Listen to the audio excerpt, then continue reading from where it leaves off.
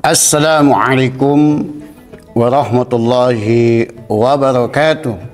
Innal hamdalillah nahmaduhu wa nasta'inuhu wa nastaghfiruh wa na'udzu billahi min shururi anfusina wa min sayyiati a'malina.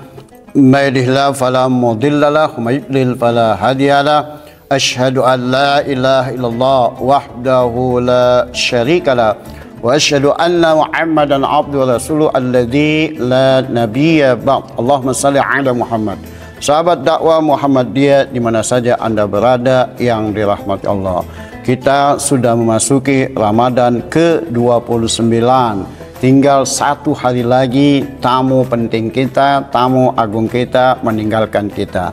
Oleh karenanya momen yang paling akhir ini jangan sampai kita kendur dalam beribadah. Terus kita tingkatkan amal-amal soleh kita sehingga betul-betul kita meraih derajat takwa, betul-betul kita meraih keimanan, ketakwaan yang paripurna sesuai dengan apa yang dikatakan Al-Quran dan As-Sunnah Al-Maqbulah. Sahabat dakwah Muhammadiyah yang dirahmati Allah, kalau pada bulan Ramadan yang lalu, maka dari mulai 1 sampai 28 kita telah melakukan ibadah-ibadah demikian banyak. Maka kita jangan lupa dalam kehidupan ini kita terus menyebarkan kedamaian. Dan kita terus mengadakan satu komitmen bahwa kita hidup ini di dunia bukan seorang diri, bukan keluarga kita saja, bahkan bukan kampung kita saja, bahkan bukan bangsa kita saja, tapi di dunia ini banyak berbangsa-bangsa, bersuku-suku, itu terlalu banyak, beragam, majemuk.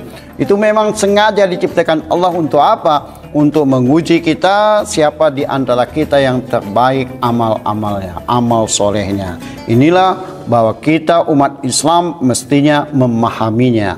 Karena banyaknya ragam suku, bangsa, bahkan dalam menggunakan bahasa pun beragam. Perlulah kita merujuk kepada Al-Quran dan As-Sunnah agar umat Islam sukses bagaimana. Di dalam Quran, dalam Sunnah ada satu solusi, ada satu panduan agar umat Islam itu bersatu, agar umat Islam itu maju, agar umat Islam itu unggul. Rujuklah Al-Quran dan As-Sunnah, karena Rasul mengatakan dia meninggalkan dua perkara. Dan kalau kita berpegang teguh kepada keduanya, maka kita akan selamat, sejahtera, bahagia dunia dan akhirat, yakni Al-Quran dan As-Sunnah. Di dalam Quran dinyatakan maka kita harus menjaga silaturahim, artinya hubungan kasih sayang. Dalam hadis pun demikian, sehingga dalam hadis dikatakan kalau umat Islam itu mau bersatu, mau kerjasama, berkolaborasi, saling berintegrasi, dan terus melakukan kerjasama yang baik dan benar, maka kita akan menjadi bangsa yang unggul di dunia, tidak saja kepada bangsa kita sendiri sebagai contoh, bahkan kepada orang lain. Karena Rasul mengatakan dalam satu hadisnya, innal mu'mina lil mu'min kalbunyan yashuddu ba'duhu ba'du wa syabbaka asabi'ahu.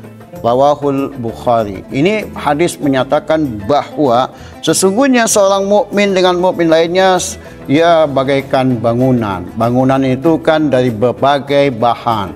Ada yang paling keras itu besi, ada yang sangat lembut itu air. Air bersatu dengan yang lebih keras, yang lebih di atas kelembutan, yakni ada namanya pasir. Yang lebih keras lagi batu, yang paling keras besi. Lalu bersatulah dari mulai air yang lembut tadi semen, ada pasir, ada batu, ada besi, menyatu akhirnya menjadi kokoh. Inilah bangunan yang kokoh.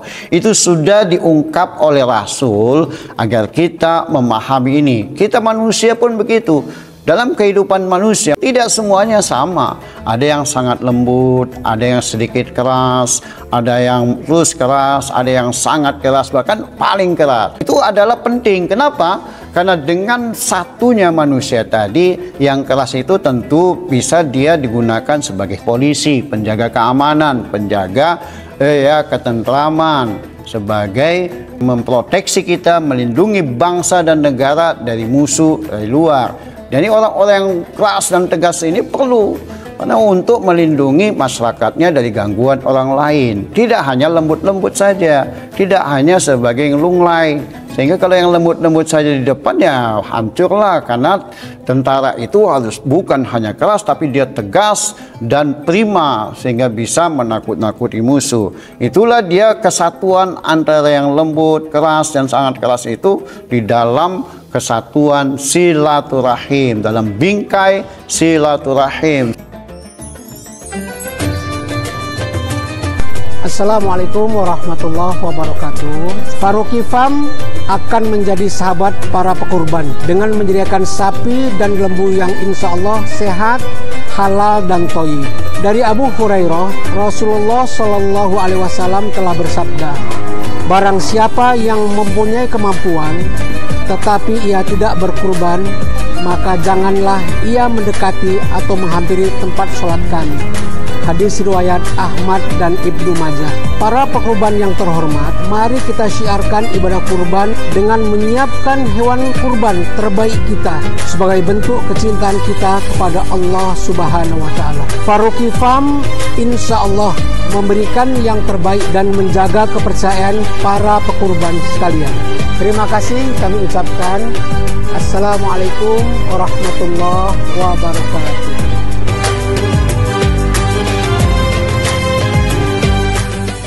Silaturahim itu apa?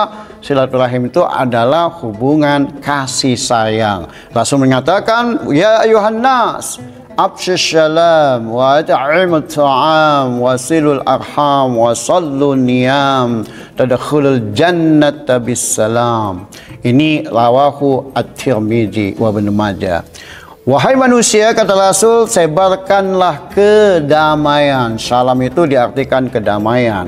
Karena salam itu kedamaian, sehingga orang yang berperilaku salam itu disebut dengan muslim. Jadi muslim itu orang yang berperilaku damai. Setelah dia menyebarkan kedamaian, bagaimana caranya supaya damai? Wa at'imut ta'am. Apalagi pada bulan Ramadan ini, berilah makan sesamanya bagi orang yang membutuhkan, bagi orang yang puasa, berikanlah. Kalau dia tidak mampu untuk membeli bukaan, ya belikanlah. Untuk sahur, belikanlah. Ini disebut dengan wa at'imut ta'am. Orang lapar, kalau dikasih makan, dia akan damai. Orang nggak punya duit, dikasih duit, dia akan damai. Orang nggak punya jodoh, dikasih jodoh juga damai. Orang nggak punya kerja, dikasih pekerjaan tetap sehingga punya penghasilan setiap bulan, juga akan damai. Itulah substansi dari afshus salam, sebarkan kedamaian. Nah, kalau kita sudah selalu menyebarkan kedamaian, di ujung hadis itu dikatakan tadkhulul jannata bisalam.